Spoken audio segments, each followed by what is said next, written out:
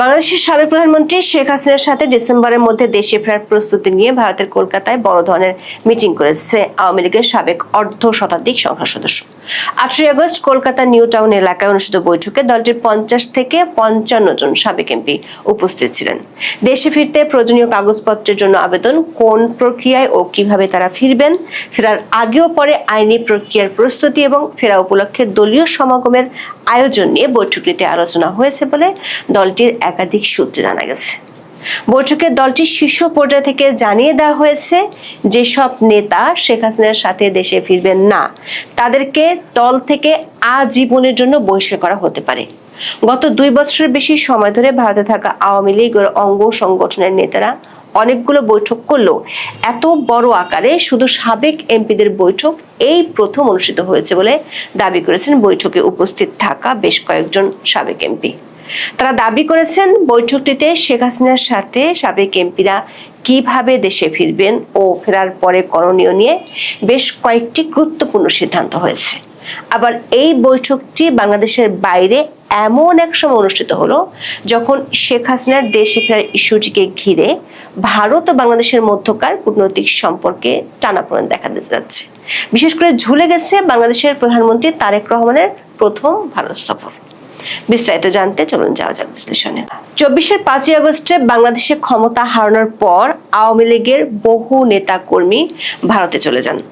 ২ বছর পরও তাদের অনেকে সেখানে আছেন, তবে এখন তারা শেখ হাসিনার ডাকে বাংলাদেশে ফিরে যাওয়ার প্রস্তুতি নিচ্ছেন। বাংলাদেশ সরকার নির্বাহী আদেশে কার্যক্রম নিষিদ্ধ দলটির সাবেক মন্ত্রী, প্রেসিডিয়াম সদস্য, সাবেক সংসদ সদস্য বা বিভিন্ন সহযোগী সংগঠনের শীর্ষ নেতৃত্বের অন্তত ১০০ থেকে ১২০ জনের মতো পশ্চিমবঙ্গে, মূলত কলকাতা এবং তার পার্শ্ববর্তী অঞ্চলে আছেন। ২৪ আগস্টের পর থেকে বিভিন্ন সময়ে তারা ভারতে যান। শীর্ষ পর্যায়ের নেতা ছাড়াও মধ্যম ও স্থানীয় পর্যায়ের অনেক নেতা কর্মীরাও ভারতে গিয়েছিলেন। আছেন পুলিশের বিভিন্ন পদমর্যাদার প্রায় অর্ধশত কর্মকর্তা, আছেন বাংলাদেশ প্রতিরক্ষা বাহিনীর সাবেক কিছু কর্মকর্তাও। কলকাতা দিল্লি সূত্রগুলো বলছে, ২৪ 5ই আগস্টের পর দলটির হাজারেরও বেশি নেতাকর্মী ভারতে গিয়েছিলেন। এদের মধ্যে অনেক নেতা পরে নিজেদের সামর্থ্য অনুযায়ী ইউরোপ, আমেরিকা এবং দক্ষিণ পূর্ব এশিয়ার নানা দেশে চলে গেছেন। আবার গত ত্রয়োদশ জাতীয় সংসদ নির্বাচনের আগে ও পরে মধ্যম ও স্থানীয় পর্যায়ের বেশিরভাগ নেতা বাংলাদেশে ফিরে যান। সাবেক মন্ত্রী, এমপি, দলের প্রেসিডিয়াম সদস্য, অঙ্গ সংগঠনগুলোর শীর্ষ নেতৃত্ব, সাবেক পুলিশ ও প্রতিরক্ষা কর্মকর্তাদের বেশিরভাগই এখনো ভারতের বিভিন্ন শহরে আছেন। এদের বেশিরভাগ আছেন কলকাতায়। সংবাদ মাধ্যমে বিভিন্ন সময় প্রকাশিত প্রতিবেদন অনুযায়ী দলটির নেতারা সেখান থেকে রাজনৈতিক কর্মকাণ্ড, বিশেষ করে অনলাইনে বাংলাদেশের তৃণমূলের সাথে যোগাযোগ রক্ষা করে আসছেন। গত 5ই আগস্ট বাংলাদেশের সাবেক প্রধানমন্ত্রী শেখ হাসিনা দিল্লিতে ফরেন করেসপন্ডেন্টস ক্লাবে সাংবাদিকদের সামনে বলেছিলেন, তিনি ডিসেম্বর নাগাদ বাংলাদেশে ফিরে যেতে চান। এর আগে 3টি আন্তর্জাতিক সংবাদ সংস্থাকেও তিনি একই কথা বলেছিলেন। শেখ হাসিনা গত 10ই জুলাই রয়টার্সকে দেওয়া সাক্ষাৎকারে বলেছিলেন, তিনি তার দলের নেতা কর্মীদের নিয়ে ডিসেম্বরের মধ্যে বাংলাদেশে ফিরে যাবেন এবং ফিরে গিয়ে আদালতে আত্মসমর্পণ করে আইনি লড়াই করবেন। শেখ হাসিনা ইস্যুকে ঘিরে তারেক রহমানের ভারত সফর নিয়ে গত কয়েকদিন ধরে ব্যাপক আলোচনা হচ্ছে। তারেক রহমানের ভারত সফর ও দেশ দুটির মধ্যকার কূটনৈতিক সম্পর্কের বিষয়টি এখন এতটাই আলোচিত হচ্ছে, যে কারণে শেখ হাসিনা তার দলের নেতাকর্মীদের নিয়ে ডিসেম্বরের মধ্যে দেশে ফেরার যে ঘোষণা দিয়েছিলেন সেটি আপাতত আলোচনার বাইরে চলে গেছে। কিন্তু দলটির একাধিক সূত্র বলছে, আওয়ামী লীগ প্রস্তুতি নেওয়া শুরু করেছে। গত 5ই আগস্টের সংবাদ সম্মেলনের পর কিছু নেতা দিল্লিতে শেখ হাসিনার সাথে দেখা করতে গিয়েছিলেন। সেই সাক্ষাতে শেখ হাসিনা নেতাদের বেশ কিছু দিক নির্দেশনা দিয়েছেন। বিশেষ করে যে কোনো ধরনের কোন্দল দূরে সরিয়ে রেখে কিভাবে দেশে যাওয়ার জন্য পুরোপুরি প্রস্তুতি নিতে হবে সে ব্যাপারে কথা হয় বলে জানিয়েছেন দিল্লির বৈঠকে উপস্থিত থাকা এক নেতা। আওয়ামী লীগের নেতারা বলেছেন, গত 2 বছর ধরে দলের নেতৃত্বে পরিবর্তন আনা কিংবা পুরনো রাজনৈতিক অবস্থান বদলের জন্য বেশ কয়েকবার চেষ্টা হয়েছিল। রিফাইন্ড বা পরিশুদ্ধ আওয়ামী লীগের ধারণা ঘিরে দলটির ভেতরেও আলোচনা হয়েছিল। গত ফেব্রুয়ারিতে অনুষ্ঠিত ত্রয়োদশ জাতীয় সংসদ নির্বাচনের আগে রিফাইন্ড বা সংস্কারের মাধ্যমে অপেক্ষাকৃত কম বিতর্কিতদের নেতৃত্বে আনার বিষয়টি বন্ধুপ্রতিম দেশ ও শুভাকাঙ্ক্ষীদের পক্ষ থেকে শেখ হাসিনার কাছে পৌঁছানো হয়েছিল। তখন শেখ হাসিনা কারা দায়িত্ব নিতে চান সে ব্যাপারে জানতে চেয়েছিলেন। কিন্তু মধ্যস্থতায় অংশ নেওয়া ওই পক্ষগুলোর প্রতিনিধিরা হতাশ হয়েছিলেন, কারণ যেসব নেতাদের সাথে তখন যোগাযোগ করা হয়েছিল 1/11-এর পরের ইতিহাস মনে করিয়ে দিয়ে ওই নেতারা বলেছিলেন রিফাইন্ড আওয়ামী লীগ সম্ভব নয়। নির্বাচনের পরও বিষয়টি আলোচনায় এসেছিল, তবে কোনো বড় নেতাকে রাজি করাতে পারেনি মধ্যস্থতাকারীরা। ফলে এখন আওয়ামী লীগ নেতারা যে শেখ হাসিনার সাথে ফিরতে চান এই বিষয়টি শুধু দলীয় নেতারাই নন, মধ্যস্থতাকারীর বিদেশি শক্তিগুলো জেনে গেছে। আওয়ামী লীগের একজন প্রেসিডিয়াম সদস্য দাবি করেছেন, ভারত ও বাংলাদেশের বর্তমান সরকারের কূটনৈতিক সম্পর্ক যে দিকেই মোড় নিক না কেন, শেখ হাসিনা ডিসেম্বরের মধ্যে ফিরছেন এটা নিশ্চয়তা তারা পেয়েছেন। এমন দাবির পিছনে যুক্তি কি সে সম্পর্কে ওই প্রেসিডিয়াম সদস্য বলছেন, 5ই আগস্টের সংবাদ সম্মেলন যাতে না হয় সেজন্য কূটনৈতিক ও রাজনৈতিকভাবে বাংলাদেশ সরকার অনেক চেষ্টা করেছিল, কিন্তু শেখ হাসিনা অনড় ছিলেন এবং বিশ্ব মিডিয়ার মাধ্যমে তিনি বিষয়টি আন্তর্জাতিক ক্ষেত্রে তুলে ধরেছেন। আর তারপর তিনি যেসব নির্দেশনা দলের সিনিয়র নেতাদের দিয়েছেন সেখানে এমন কিছু বার্তা আছে যেগুলো এর আগে কখনোই বলেননি। সেই নির্দেশনাগুলো কিভাবে বাস্তবায়ন করা হবে সেজন্য দলটির সাবেক সংসদ সদস্যদের বৈঠক ডাকা হয় 18ই আগস্ট। কলকাতায় আওয়ামী লীগের প্রেসিডিয়াম সদস্য শেখ সেলিমের বাসায় বৈঠকটি অনুষ্ঠিত হয়েছে। 18ই আগস্ট বিকেল 4টা থেকে রাত 10টা পর্যন্ত আওয়ামী লীগের সাবেক সংসদ সদস্যদের এই বৈঠক অনুষ্ঠিত হয়। বৈঠকে দলটির প্রেসিডিয়াম সদস্য শেখ সেলিম সভাপতিত্ব করেন। দলটির 50 থেকে 55 জন সাবেক সংসদ সদস্য উপস্থিত ছিলেন। বৈঠকে অংশ নেওয়া 6 জন সাবেক এমপি বলেছেন, শেখ হাসিনার নির্দেশে যারা তার সাথে দেশে ফিরবেন না তাদেরকে আর আওয়ামী লীগে রাখা হবে না মর্মে সিদ্ধান্ত হয়েছে। দলের নেতারা দেশে ফেরার পর তাদের বিরুদ্ধে কঠোর সিদ্ধান্ত নেওয়া হতে পারে। বৈঠকে একজন সাবেক এমপি ফেরার জন্য প্রয়োজনীয় পাসপোর্ট বা ট্রাভেল পাস ইস্যুতে কথা বলেন। আওয়ামী লীগের সাবেক সংসদ সদস্যরা যখন দেশ ছাড়েন তখন তাদের কাছে নিয়ম অনুযায়ী লাল পাসপোর্ট ছিল, কিন্তু বিগত অন্তর্বর্তী সরকার শুরুতেই আওয়ামী লীগ আমলে লাল পাসপোর্টগুলো বাতিল করেছিল। বৈঠক সূত্রে জানা গেছে পাসপোর্ট বা ট্রাভেল পাসের আবেদনের জন্য প্রয়োজনীয় কাগজপত্র সংগ্রহ করতে বলা হয়েছে। সেপ্টেম্বরের মাঝামাঝি সময়ের মধ্যে দলটির সভানেত্রী এ বিষয়ে করণীয় সম্পর্কে জানাবেন। কোন প্রক্রিয়ায় ও কিভাবে দলের সাবেক সংসদ সদস্যরা ফিরবেন সে বিষয়ে বৈঠকে বিস্তারিত আলোচনা হলেও কৌশলগত কারণে দলটির নেতারা এ নিয়ে এখনই মুখ খুলতে চান না। তবে বৈঠকের সিদ্ধান্ত হয়েছে ডিসেম্বর নয়, দরকার হলে তার অনেক আগে দেশে ফেরার জন্য সাবেক এমপিদের প্রস্তুত থাকার নির্দেশ দেওয়া হয়েছে। আবার দলের সভানেত্রীর নির্দেশ অনুযায়ী একাধিক গ্রুপকে অগ্রবর্তী দল হিসেবে নানা সময় দেশে আসার জন্য বলা হতে পারে। ফেরার দিন আন্তর্জাতিক গণমাধ্যমে কভারেজ নিশ্চিত করার জন্য দলের কয়েকজন নেতাকে দায়িত্ব দেওয়া হয়েছে। দেশে ফেরার আগে ও পরে আইনি ব্যবস্থা নেওয়ার জন্য করণীয় কি সে সম্পর্কেও আলোচনা হয়েছে। আন্তর্জাতিকভাবে আইনি সহায়তা পাওয়ার জন্য ইউরোপের 2টি দেশের সাথে এরই মধ্যে আওয়ামী লীগের নেতাদের আলোচনা হয়েছে। এর মধ্যে আওয়ামী লীগের অনেক সাবেক সংসদ সদস্য নিজেদের উপর নির্যাতনের অভিযোগ এনে এ বিষয়ে ব্যবস্থা নিতে ইন্টারন্যাশনাল পার্লামেন্টারি ইউনিয়ন বা আইপিইউ এর কাছে আবেদন করেছেন। অক্টোবরে আইপিইউর সভায় বিষয়টি নিয়ে আলোচনা হবে। সেখানেও দেশে ফেরার পর তাদেরকে আইনি সহায়তা দেওয়ার বিষয়ে আলোচনা হতে পারে। তবে দলটির সাবেক এমপিদের এই বৈঠকে একটি বিষয়ে শঙ্কার কথা উঠে এসেছে, সেটি হলো শেখ হাসিনার প্রত্যাবর্তনের সময় সহিংস পরিস্থিতি তৈরি হতে পারে। বিশেষ করে 24-এর আন্দোলনের সময় থানা ও কারাগার থেকে লুট হওয়া অস্ত্রগুলো এই সময় সহিংসতায় ব্যবহৃত হতে পারে, এমন আশঙ্কার কথা উঠে এসেছে দলটির সাবেক এমপিদের ওই বৈঠকে। এমন তৎপরতা ঠেকাতে আগামী 6 সপ্তাহের মধ্যে তৃণমূলের ঐক্য নিশ্চিত করার জন্য প্রয়োজনীয় কাজগুলো শেষ করতে নেতাদের নির্দেশ দেওয়া হয়েছে। বৈঠকে শেখ হাসিনার প্রত্যাবর্তনের দিন বাংলাদেশের প্রতিটি ইউনিয়ন থেকে 10,000 লোক সমাগমের মত দিয়েছেন একাধিক সাবেক এমপি। ঢাকার 4টি প্রবেশ পথে বড় রকমের শোডাউনের প্রস্তুতি নিতেও বলা হয়েছে। সূত্রগুলো বলছে সেপ্টেম্বরের মাঝামাঝি সময়ের মধ্যে দিল্লিতে শেখ হাসিনার সাথে দলটির সিনিয়র কয়েকজন নেতার বৈঠক হওয়ার কথা রয়েছে। সে বৈঠকে আরো সুনির্দিষ্ট নির্দেশনা দেওয়া হতে পারে। চলতি মাসের 5ই আগস্ট দলটির সভানেত্রীর দিল্লিতে ভার্চুয়াল সংবাদ সম্মেলনে দেশে ফেরার ঘোষণার বিষয়টি এখন আর শুধু দেশীয় কিংবা আন্তর্জাতিক সংবাদ মাধ্যমের খবরের আইটেমের মধ্যে সীমাবদ্ধ নেই। শেখ হাসিনার ইস্যুটি এখন বাংলাদেশের প্রধানমন্ত্রী তারেক রহমান ভারত সফরে যাবেন কিনা এবং দেশ দুটির ভবিষ্যৎ কূটনৈতিক সম্পর্কের বড় অনুঘটকের রূপ নিয়েছে। দেখা যাচ্ছে বাংলাদেশের পররাষ্ট্র মন্ত্রণালয় ও ভারতের হাই কমিশনার বিষয়টি নিয়ে কম বেশি প্রতিদিনই কথা বলছেন। সাথে যোগ হয়েছে দুই দেশের সাবেক কূটনীতিকদের নানামুখী বিশ্লেষণ।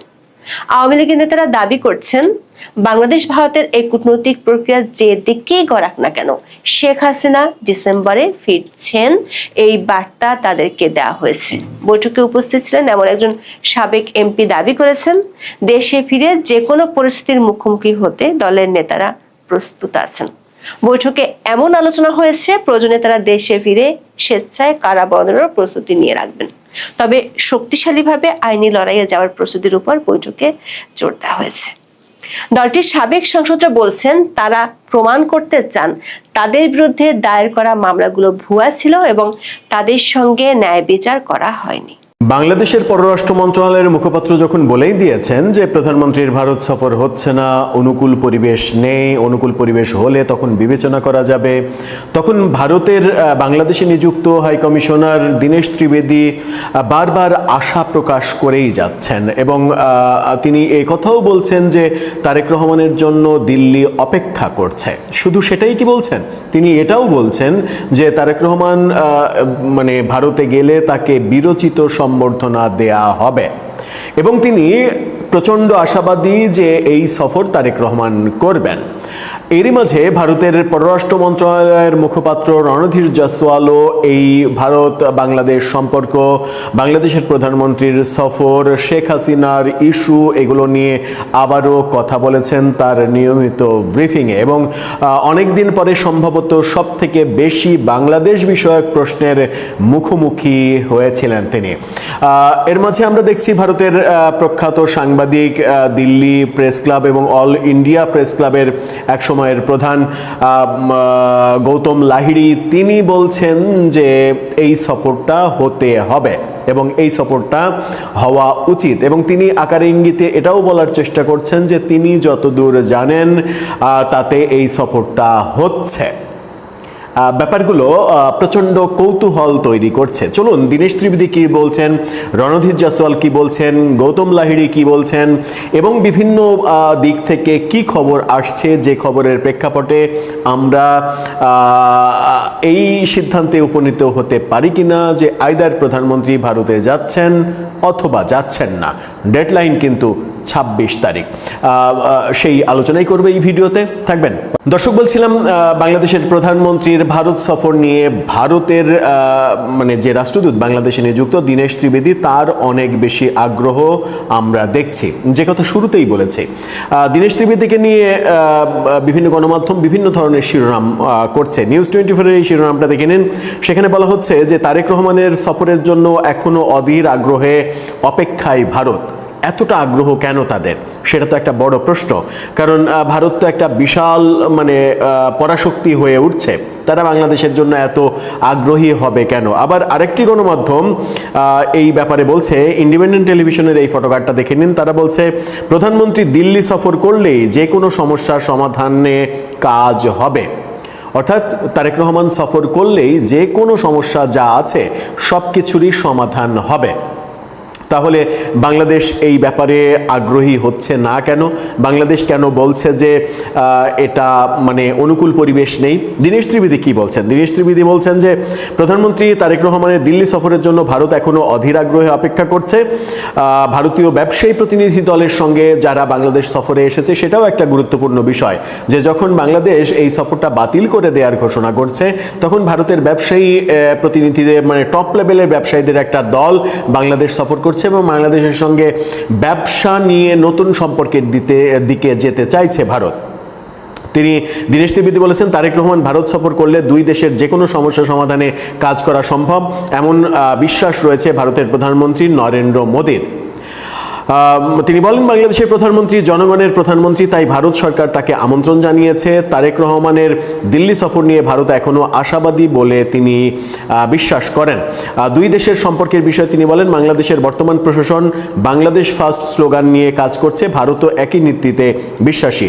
অতীতকে ভুলে যাওয়ার প্রয়োজন নেই, তবে নতুন ভবিষ্যৎ নিয়ে চিন্তা করার সুযোগ রয়েছে। তিনি আরও বলছেন যে বাংলাদেশ ভারত সম্পর্ক আরও এগিয়ে নিতে পারস্পরিক ও নিঃস্বার্থ বিশ্বাস প্রয়োজন। দুই দেশের মধ্যে যে কোনো সমস্যা আলোচনার মাধ্যমে সমাধানের সুযোগ রয়েছে। এই বক্তব্য যখন আমরা তাকে দিতে দেখছি, তখন আমরা এরকম খবরও পাচ্ছি যে গতকালকে আমাদের পররাষ্ট্রমন্ত্রী ডক্টর খলিল কাতার সফরে গেছেন, 2 দিনের সফরে।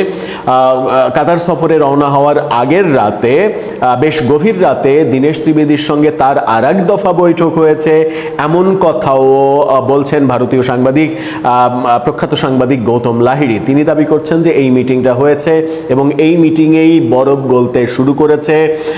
বিভিন্ন সূত্র বলছে যে আমাদের প্রধানমন্ত্রী ভারতে গিয়ে যে হোটেলে থাকবেন সেই হোটেল বুকিং পর্যন্ত হয়ে গিয়েছিল, কিন্তু শেষ মুহূর্তে সেগুলো ক্যান্সেলও করা হয়, কিন্তু আবারও সেই সম্ভাবনা দেখা দিয়েছে।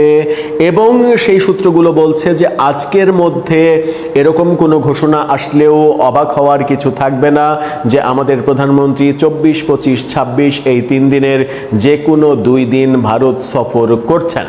জানি না কি হচ্ছে। এই ঘটনাগুলো যখন ঘটছে, এই কানাঘুষাগুলো যখন আমরা দেখছি, তখন আমরা দেখছি যে ভারতের পররাষ্ট্র মন্ত্রণালয় এই বাংলাদেশ নিয়ে আবারও কথা বলছে। রণধীর জয়সওয়াল কি বলছেন দেখুন।